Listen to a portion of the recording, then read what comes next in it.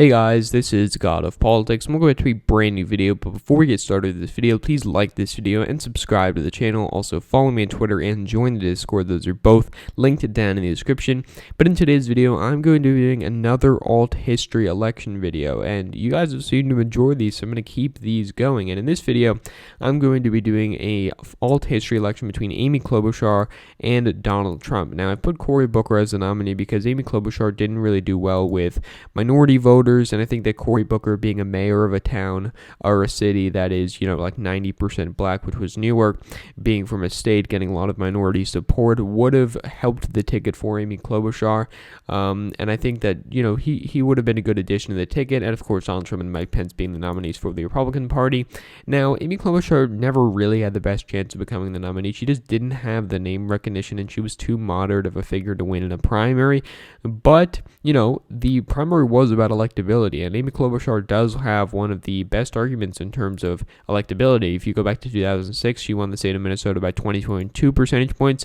You go forward to 2012, she won by 35 percentage points, losing only 2 counties, even winning these very red counties around the Minneapolis exurbs area. And then even in 2018, with increased polarization, she won by 24 percentage points. Sure, she lost a lot of rural counties, but she won every single congressional district, and that's something that's very difficult to do. If we look at the precinct results, we can see here, she had a lot of support, of course. You get the support in Minneapolis, you get the support up in the Duluth, St. Louis County area, you get the support down in Rochester area here, but she got support along the area that's in, Minnesota's 7th Congressional District that really Republicans just do not, the Republicans do not lose these areas nowadays. Even Colin Peterson lost them, and while Colin Peterson did better in 2018, won by around 5 percentage points, Amy Klobuchar also won Minnesota's 7th Congressional District. So she had a very good argument in terms of electability, and I think it would have given her a lot of appeal to a lot of these Rust Belt areas. But getting right into the safe electoral vote states for Donald Trump and Mike Pence, they would have been very similar states to 2020 with Biden. Now, of course, that is Idaho, Montana, Wyoming, Utah, Alaska, North Dakota, South Dakota, all of Nebraska except for the 2nd District, Kansas, Oklahoma, Missouri, Arkansas, Louisiana, Mississippi, Alabama, Tennessee, Kentucky, Indiana, West Virginia, and South Carolina. So that adds up to 125 safe electoral votes for Donald Trump and Mike Pence. And then for Amy Klobuchar and Cory Booker, it would have been California, Oregon, Washington, as well as Hawaii. I think Minnesota, her home state, would have easily been a safe state. Illinois, New York, Vermont, Massachusetts, Connecticut, Rhode Island, Maine's 1st District, New Jersey, Delaware, Maryland, D.C., and that is going to be all of the safe electoral vote states, adding up to 193 for Amy Klobuchar and Cory Booker, and 125 for Donald Trump and Mike Pence. Now, getting into the likely margin states, first, I think Texas would have been a likely margin. Texas is the state that, of course, had the big swings in the Rio Grande Valley, as well as the big swings in the Dallas, Houston, Austin, San Antonio suburbs. And that made the state overall trend a couple points towards the Democratic Party, 3.5 points to be exact. Donald Trump won the state by 5.5, but I think Amy Klobuchar would have done probably just as bad in the Rio Grande Valley, as well as doing worse in the suburbs. So she probably would have ended up losing the state by around 7 percentage points, and sure, an improvement over 2016, but really not that good of a result in terms of the fact that the state is overall trending towards the Republican Party. And Maine's 2nd District, I think, would have been a likely margin. And I think Amy Klobuchar would have done better in the rural areas over Joe Biden, but the Northeast is very different to the Midwest in terms of the rural areas. The Northeast rural areas are actually quite Democrat, but Maine's 2nd District has seen quite a big shift towards the Republican Party. And of course, on that last point, a lot of rural areas in Michigan, in the Rust Belt, Michigan, Wisconsin, Minnesota, of course, they're not as Republican as they are in the South or in, the Northwest.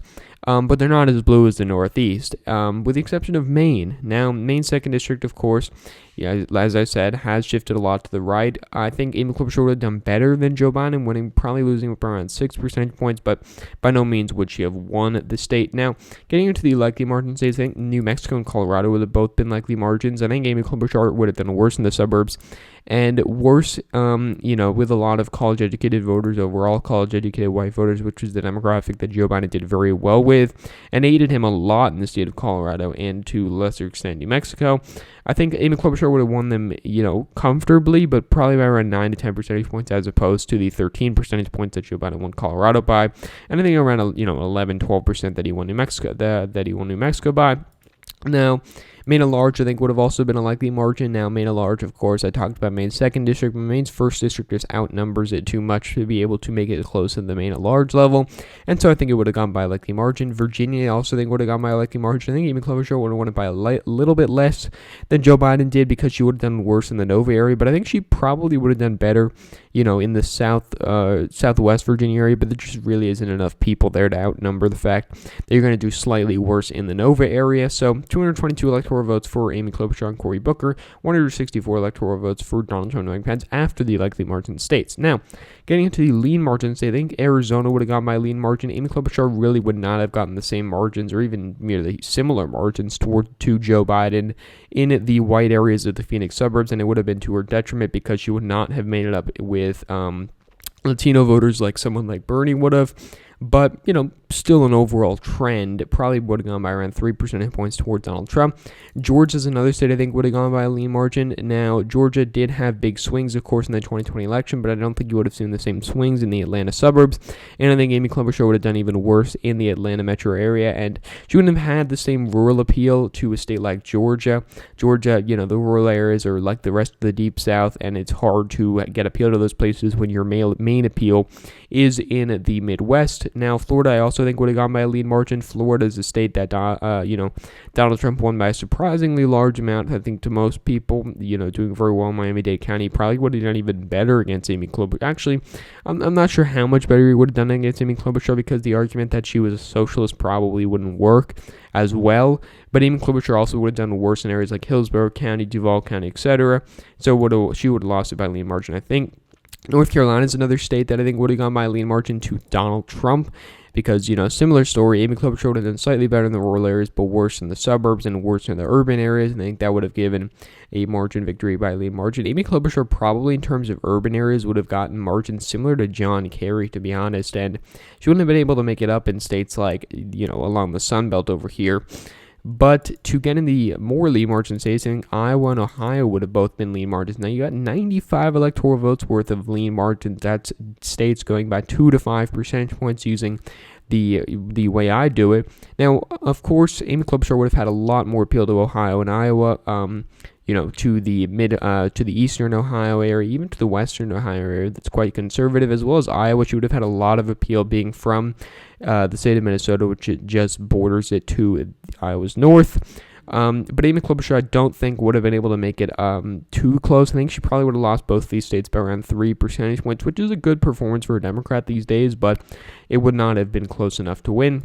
Now, getting into the lean margin states for the Democrats, Wisconsin, Michigan, Pennsylvania. I think those all would have been lean margin states. Now, Amy Klobuchar would have certainly done better in the Wisconsin rural areas, the Michigan rural areas, even the Pennsylvania rural areas, which are further away from Minnesota, but she would have done worse in Wisconsin suburbs. She would have done worse Milwaukee suburbs. She would have done worse in Milwaukee. She would have done worse in Wayne County, worse in Kent County, worse in Philadelphia, worse in Pittsburgh, but she would have been able to make it up in the rural areas, I think, and that would have given her a lean margin of victory in all of these states, probably by around 4 percentage points in each one, to be honest. I really do think that she did have appeal to these places. Nebraska's 2nd district is also a district which I think she would have won by a lean margin. Now, of course, it's suburban, but I'm still giving you the victory because it would have been less bad than Joe Biden, but the trend still would have happened. The suburbs really did not like Donald Trump, and so I think they would have given her a lean margin of victory. New Hampshire is another state I think would have gone by a lean margin. Now, New Hampshire is a state that, is very interesting. It's one of the more conservative states in the Northeast, along with Maine, but it is still a liberal state, and so I think Amy Klobuchar would have had more rural appeal, but less suburban appeal in areas like Manchester, Concord, etc. This is the story we're seeing across the board, and I think that would have given her a lean margin of victory. And you can see here, the state of New Hampshire would have been the tipping point state in this scenario, getting her up to 273 electoral votes. To add the final state, that is the state of Nevada, I think she would have won by a tilt margin because she really would have struggled with Latinos and done worse with white college-educated voters in the region. But I think that she would have pulled off a narrow victory regardless. So overall, we're looking at a map that's 279 electoral votes for Amy Klobuchar and 259 electoral votes for Donald Trump and Mike Pence. She would have won all the states that Joe Biden won, minus Arizona and Georgia. She would have flipped the 3 big states plus Nebraska's 2nd district, giving her the 279 electoral vote total for herself. and making her the 46th president of the United States. She's one of the few candidates that I think would have won this race, but it still would have been narrow regardless. Only a couple percentage points separate a Trump victory and an Amy Klobuchar victory, but in this scenario, I think it would have been an Amy Klobuchar victory. So thank you all for watching this video. Please like this video and subscribe to the channel. Also follow me on Twitter and join the Discord. Those are both linked down in the description. But again, guys, thank you all for watching this video, and I will see you guys later.